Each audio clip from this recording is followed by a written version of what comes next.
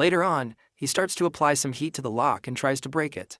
While he's on it, Ilo refers to him as a guardian and asks him if he has defeated the pirates and bosses. Russel wonders what she means by bosses. Meanwhile, in the other room in the prison facility, a man in a knight's armor walks in and finds the guards on the ground. In the hidden room, Ilo tells Russel that the bosses are more powerful adversaries. She says they're more powerful than her warriors, who are very skilled with magic. Meanwhile, the knight notices the trail of bodies and notices the door of the other compartment is open. A sly grin crosses his face as he thinks about all the things he's going to do to the intruder.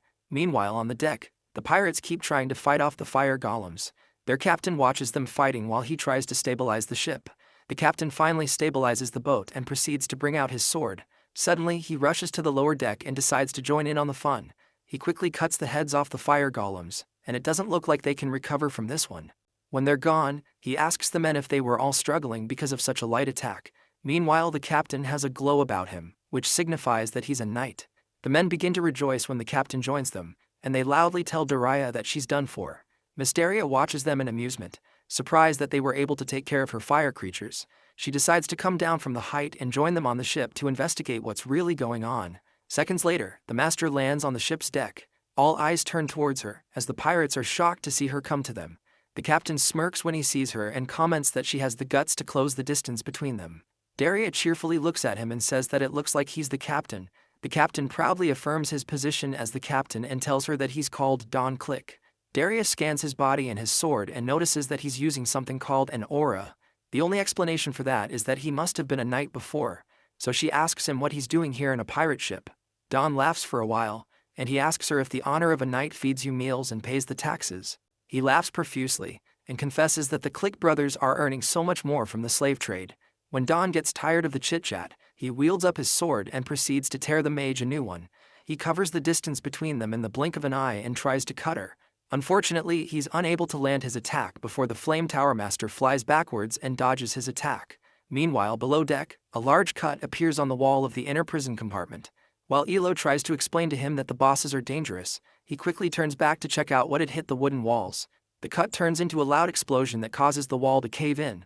Russel moves backward from the smoke, but he tries to see what's behind it.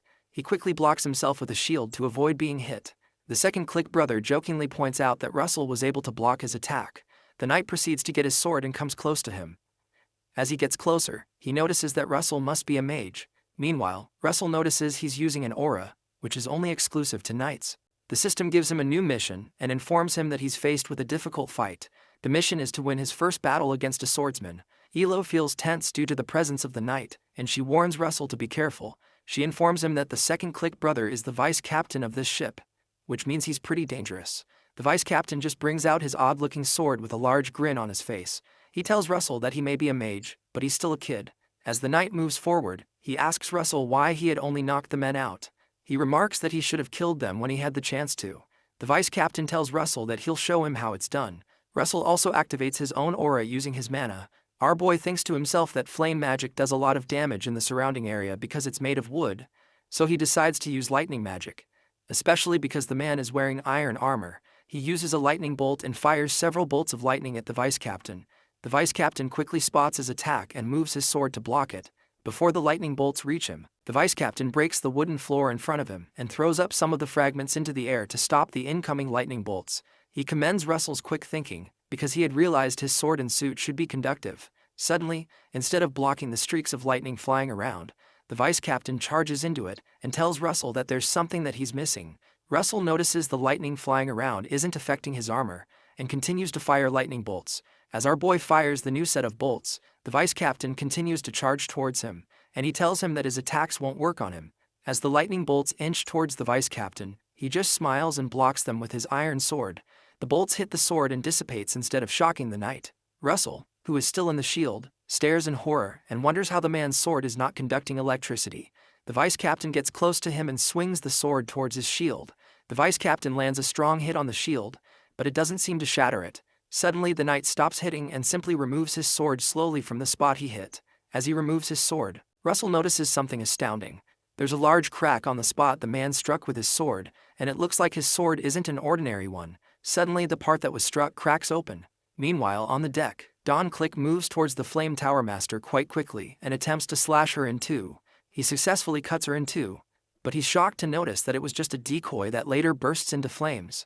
When he finishes his attack, he sees Daria in front of him surrounded by flames, and he hisses. He remarks that she's a mage that's really good at fleeing, but Daria doesn't respond to him.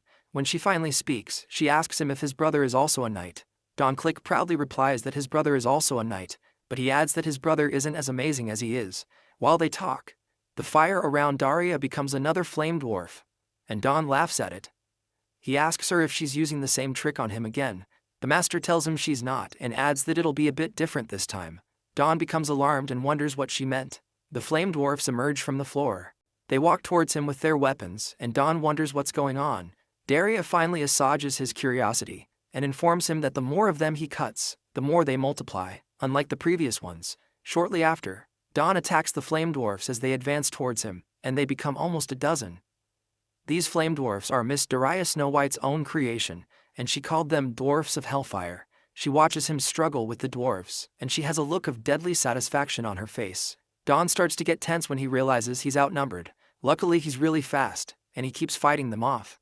He wonders how his opponent is able to wield such peculiar flame magic, and when he looks at her again, he realizes who she is. He sees the striking resemblance with the famous Witch of the Flame Tower, and he realizes she's the one. Meanwhile, there's some bloodshed below check after Russel's shield is broken. The knight notices that Russel has suddenly vanished from before him, and he wonders where he went to. He quickly looks to his side, and he sees Russel standing there, so he quickly faces him to finish him off. He wonders how Russel was able to dodge his attack when it was in such close range. Our boy just stands there and holds his bleeding chest, trying to stabilize himself. The knight recalls that his sword made contact with Russel's chest, and he could have sworn that he should have been cut into two pieces by now. When he looks closer at Russel's body, he notices that he also has an aura around him, and he wonders if he's also covering himself with magic to strengthen his physical abilities. Russel maintains his aura to speed up his physical abilities and to heal himself from the injury. The vice captain thinks to himself that it doesn't matter since his opponent is basically like a rat caught in a trap. Ilo, who has been watching the fight, sympathizes with Russel. Russel keeps panting, and he tries to stabilize himself from losing much more blood than he has. He says within himself that he knows a thing about knights. He remembers that he has met a knight one time in his previous life. This knight that he met was quite ruthless and had slaughtered an innocent mercenary group because one of them simply bumped into his shoulder. One of his last victims was Russel, who was badly wounded. But suddenly another mercenary came to his rescue. A strange man steps in front of him in the nick of time and decides to protect him from the ruthless knight. Apparently, the man who barely managed to stop this knight's madness was a mage. The mage created a shield between himself and the knight, who attacked his shield in rage. The mage was eventually able to subdue the knight. The knight would have won if not that the mage had a secret skill up his sleeves. Russel proceeds to create another shield to protect himself like the mage did. The vice captain rushes towards him again and proceeds to land another attack on his shield to break it like he did the last time. While he does that, Russel recalls the method that the mage used in saving him in his past life, and he replicates it. The vice captain lands another strong attack on the shield in an attempt to crack it. He successfully cracks the shield like he had expected, but something seems to be different this time. Russel reveals that the method the mage from his past used was to use one shield over another. That is the method he decided to replicate, and the vice captain's attack has only cracked the first shield he's using. The vice captain stands back, expecting the shield to crash, but he is surprised to see that Russel is unaffected. Russel catches him off guard and casts a wind spell. He uses the second circle magic wind arrow and lands one right in the knight's chest. The attack is so strong that it throws the man towards the other end of the room. The knight hits his head on the wall and lets out a groan, with some blood sputtering out of his mouth. Meanwhile, Russel staggers a bit, and he looks like he's yet to recover from the gash in his chest. His body seems to have healed, but he's still in pain, and he wonders if he has lost too much blood. He quickly breaks off the lock that he heated up so he can let out the elves. When the elves come out, they thank him for rescuing them. Our boy asks them to follow him out of the compartment so they leave the ship. Suddenly, the vice captain of the ship calls him a little brat. He gets back on his feet, and it seems the effect of the hit didn't last too long. The vice captain looks pretty angry, and he tells Russel he should have gone for his head when he had the chance. Russel wonders how he's able to survive when he replicated the attack that the mage that saved him did. None of that matters anymore. So he quickly tells Ilo to get the other captives and go upstairs where they'll be safe. The vice captain laughs at their planning and rhetorically asks Russel how he has time to rescue the slaves. He moves from where he's standing to land an attack at the speed of light. In a split second he's already on Russel, but our boy quickly activates the shield. As usual, The blow from the sword cracks the first shield but doesn't crack the second one. The knight tells him that he won't give Russel any chance to counterattack him this time like he did the last time. He starts to attack the shields rapidly, breaking every generated shield in a matter of seconds. Russel has no choice but to keep creating shield after shield, and the vice captain keeps smashing every shield he creates. Russel decides to keep stalling until the elves are able to get the humans and leave. While they continue to fight, the elves manage to retrieve the key to the prison. Russel endures the assault for a while and waits till they can set the men and the kid free. When Ilo shouts out that they've taken everyone out and they're safe, he takes that as the signal to act on his plan. The vice captain continues to slash as the shields like a maniac. When he hears Ilo inform him that they're free, he announces to our guy that nothing will change because he will still get them. Russel suddenly changes his voice to the voice of the dragon, and he tells him that this changes everything. The thing is that he's been unable to do what he wanted to do because the room was filled with captives. Suddenly the entire room fills up with fire and they're both surrounded. The vice captain is shocked by how quickly the atmosphere has changed. Russel tells him that the captives leaving changes everything because he's now going to crush him. Every inch of the room seems to be set ablaze.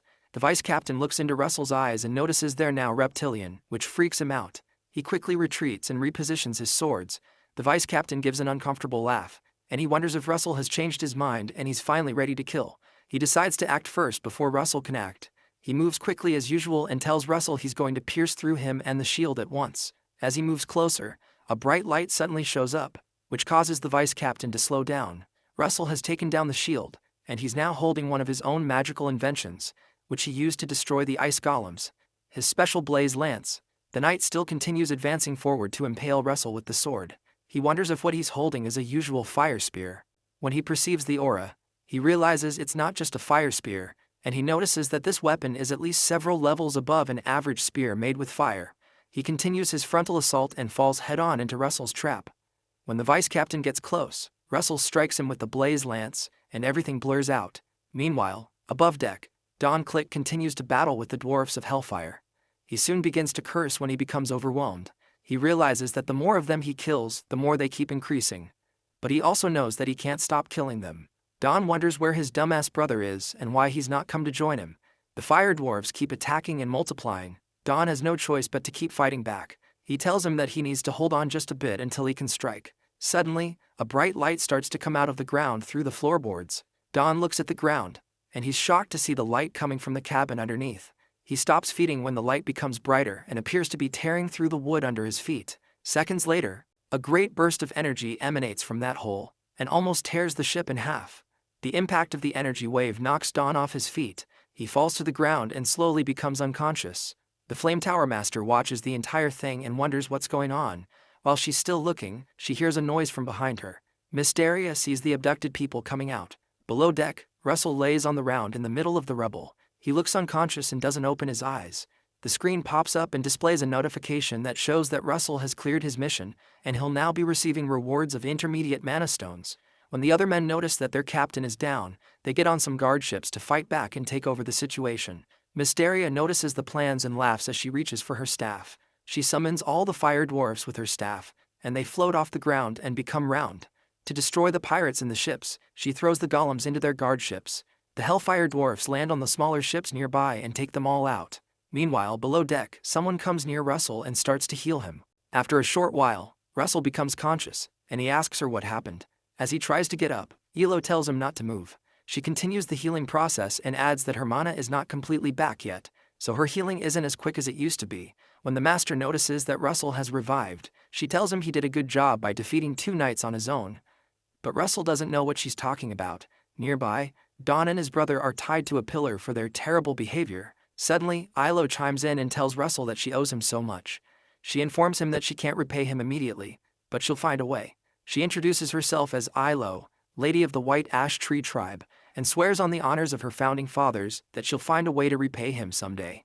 Russel introduces himself by name and courteously mentions that he just did what he was supposed to do as a guardian. Nearby, the 2 male elves quickly return to the Flame Tower Master, and they report that they've checked on the conditions of the prisoners, which Daria commends. Mysteria is impressed by their commitment, and she commends Ilo for training such kind subordinates. Russel stares at them in amazement, and he notices the elves seem to be much nicer. He asks Lady Ilo what she meant by what she said when they were in the cabin.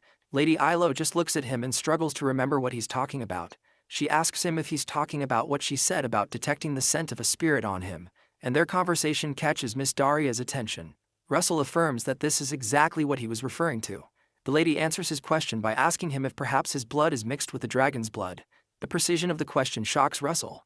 She goes ahead to tell him that she also has the blood of the green dragon running through her veins. She explains that for her, the dragon blood she has is more like a drop of water in a lake, so it's not something major.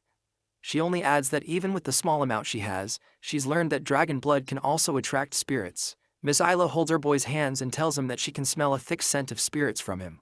And that's why she asked. Miss Daria Stone overhears the conversation, and she wonders if the mixed dragon blood is why Russell grows stronger at such an incredible pace. She thinks to herself that Russell might end up being a being who will shake up the kingdom of Endymion and even the entire world. Shortly after, some of the good knights come to help the captives out of the ship. When it's time to leave, Miss Daria Stone tells Lady Ilo that she assumes that she is going to be staying in hiding until she is able to regain her mana. Lady Ilo boldly affirms that this is what she plans to do. The master informs her that her mansion is not far from here, and informs them that they're welcome to stay there with them. She also adds that she believes that Lady Ilo can be of help with Russell's training. Russell just looks completely lost as he wonders what training the Flame Tower Master is talking about. Ilo sees this as an opportunity to repay her debt to Russell. She slightly blushes and declares that she'll be glad to join them. Miss Daria asks Russell why he's overreacting, and jokingly asks him if he doesn't want her to train him. Our boy quickly tells her that this isn't the case, and he says he'd love to. The master shows them the way and notifies them the carriages will be here soon, which they thank her for. While they walk to where they'd board the carriages, Russell asks the Flame Tower Master if it'll be okay if he undergoes her training when the semester at the academy is beginning soon. Miss Daria simply assures him that Professor Hubert will take care of it. Shortly after, they all get to the carriages. Shortly after, the coach riders stop the coaches, and it seems they've reached their destination. Miss Daria tells the others that they've arrived, and before them is a magnificent-looking mansion. The Flame Tower Master realizes they may feel overwhelmed, so she tells them not to feel pressured and stay comfortable as they go inside. As they move through the garden, everyone keeps looking around the beautiful mansion. Ilo commends Miss Daria's house and says it's a very beautiful place. She thanks Miss Daria for her goodwill towards her and her men. While they're moving in, Russell glances behind him, and he notices something pretty familiar. He stops moving and looks around for a while. Something apart from the mansion's beauty draws him to the scenery, but he can't place his finger on it. Suddenly he recalls that he came here with his parents years ago. Russell approaches Miss Daria and mentions that he'd like to ask her a question. She stops and turns to listen to his question, so he asks to confirm if the villa wasn't originally hers. Miss Daria becomes uncomfortable and tells him that people will think she stole it if they hear him, so Russell embarrassingly apologizes. She affirms his suspicions and informs him that he's right, because she acquired the villa from some merchant association years ago. Russell realizes that this villa is one of the places that his family owned before his father was killed, and his family fell apart. Russell recalls that after his family's downfall, he heard that the villa was sold at a low price. He wonders how odd it is to return here in this manner. 1 week later, Ilo wakes up and enters the living room. The Flame Tower Master scans her aura and mentions that she's relieved to see that Ilo has regained much of her mana. Ilo tells her that it's all thanks to her kindness and help. Miss Daria asks about the matter they had previously discussed regarding helping with Russell's training. Ilo cheerfully replies that she's ready as ready can be. Suddenly Ilo stops talking and asks where Russell is. Miss Daria laughs and informs her that she sent Russell to do something. Meanwhile, Russell falls off a cliff and screams at the top of his voice. Luckily for him, there's a stream of water beneath, so he falls into the water. He quickly swims back to the top and gasps for air. He looks back at where he was standing and is worried to realize he failed at the exercise again. He recalls the assignment that Miss Daria had given him a few hours ago. She asked him what the greatest thing he needed during his previous fight was. Russell thinks back to how he had to continuously use a shield to survive that fight, so he mentions that the thing he needed the most was distance. The master affirms that and tells him that in combat, distance is the most important thing for mages. She smiles at him and asks him to watch carefully as she does something. Miss Daria takes one step off the cliff, but some fire envelops the leg that she placed on the void. Shortly after, her entire body is enveloped with fire, and the master is nowhere to be seen. She suddenly appears on the other end of another cliff, still covered in fire, and crosses over to the other side. As Russell watches, he realizes that she just used space distortion magic. This particular method is called blink. After she crosses the void between the cliffs, Miss Daria tells him that from this point on out, he'd have to try to cross the cliff with blink. She informs him that he's going to need it in the future. Suddenly, the screen pops up and tells him his new mission is to learn blink. It reveals that the rewards are intermediate-grade mana stones. Russel finally makes his way out of the water and crawls to the shore.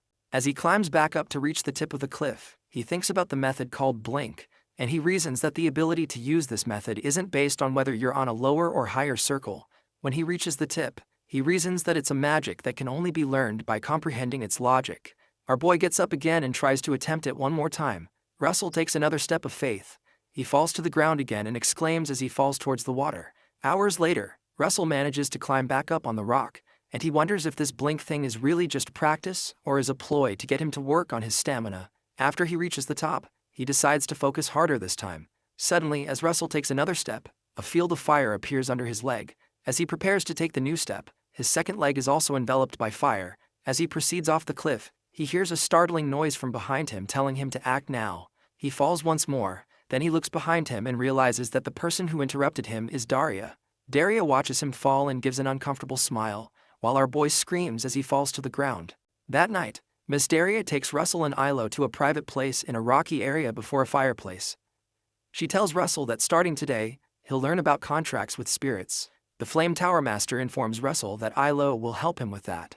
Ilo gets up from her seat and says she's glad to be able to help out.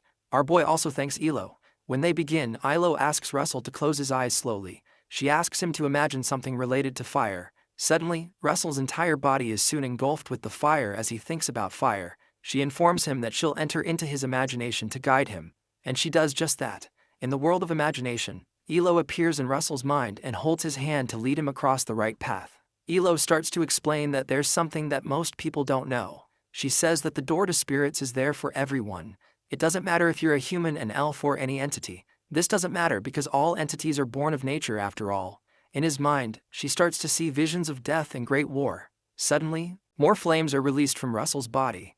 The fire is so great that even the Flame Tower Master looks surprised. Meanwhile, Ilo, who is still checking out his mind, wonders what the torrent inside his heart is. She keeps trying to recognize it, and she sees a very disturbing image of a man getting killed. And it's too much for her to take. She peers deeper into his mind to the gate to the spirit world.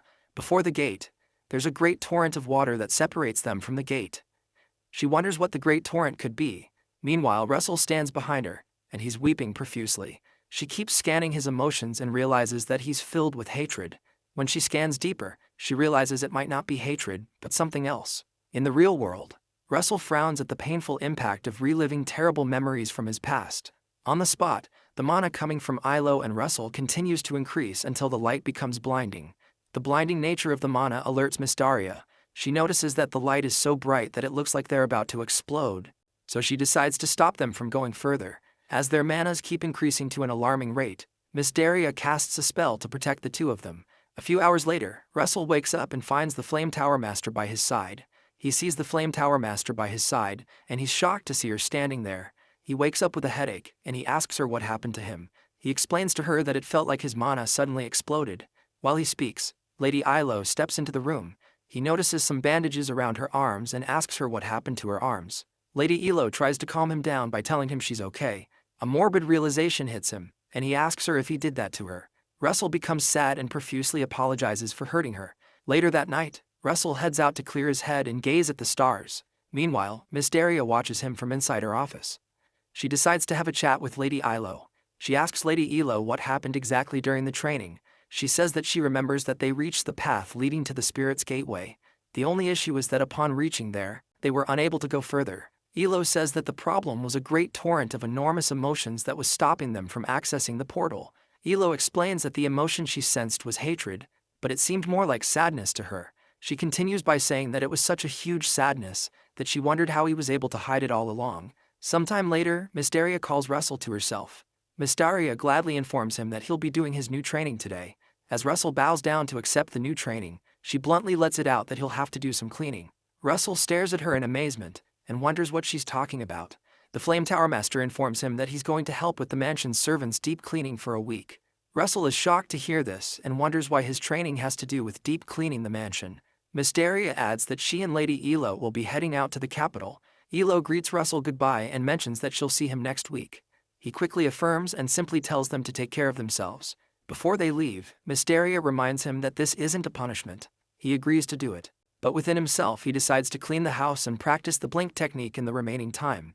Before they leave, the Magic Tower Master adds more information just in case. She tells him that she's banning him from using magic this week, and Russell is shocked. After the chariot leaves, he's left in complete confusion, but he accepts his fate. Later, Russell grabs a mop and prepares to mop the hallway.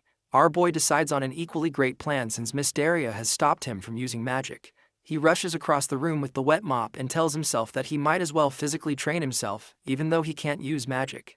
While he's rushing through the hall, he slips over some water droplets that are on the ground. As he falls over, his leg incidentally kicks a nearby vase into the air. When he lands on his backside, the vase that he knocked over also shatters close to him. Suddenly, the headmaid appears behind him and asks him why he was cleaning at full speed. She adds that the vase he destroyed was one that Miss Daria really cherished. He recalls how, before she left, Miss Daria had told him that all he needs is to follow the headmaid's orders. In the present time, the headmaid towers over Russell and waits for him to clean up the mess he made. Russell quickly gets up and tries to pack up the shards of the broken vase with his hands and apologizes for making the mess.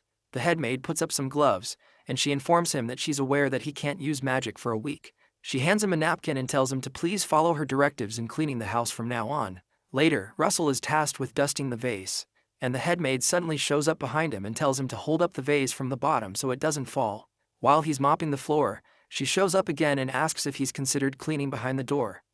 She seems to be everywhere he goes, and this disturbs Russell. For the rest of the day, he keeps getting more instructions and corrections as he continues his tasks. Eventually, when he finishes, he collapses somewhere and lets out a loud sigh. Our boy asks himself why he's been suddenly enlisted as a maid in his training regime. He recalls how the headmaid kept coming around to mention one thing or another, and he wonders if Miss Daria is trying to train his mental strength. While he's deep in thoughts, the headmaid informs him that it's time for lunch. She walks towards the kitchen and asks him to follow her. Russell, who clearly doesn't want to go anywhere with her, tells him he'll have his lunch later. The headmaid glares at him and insists that he follows her in a more sinister voice. Russell has no choice but to obey. In the kitchen, the other workers in the building gather around to eat and chat with one another. Russell notices that there are a lot of people working in the villa. While he's looking around, a man next to him asks him what his name is. He quickly turns to his side to see the modest-looking man who is smiling at him. He tells him that his name is Russel Raymond. The man looks surprised when he hears that his name is Raymond, as it seems he recognizes that name. Russell starts to sweat, and he believes that the man must know about him and his family. Contrary to what he thought, the man just says he's a handsome young man and commends his black hair and red eyes. Someone call the cops. Another maid at the table overhears the man and notices Russell's red eyes, which she considers to be cool. Another worker that's standing behind our boy's table mentions that he seems pretty fit and asks him if he can touch his biceps. When he touches Russell, he almost screams out in shock, and it seems he's about to be molested.